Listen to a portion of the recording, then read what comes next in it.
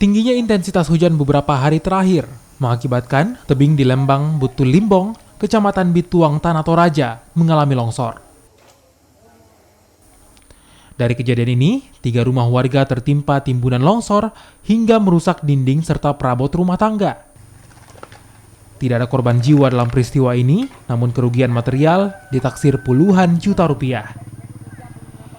Badan Penanggulangan Bencana Daerah Tanah Toraja bersama warga sekitar berupaya memindahkan material longsor yang merusak rumah warga. Telah terjadi 2 bencana longsor, baik di Kecamatan Bituang dan di Kecamatan Saluputi.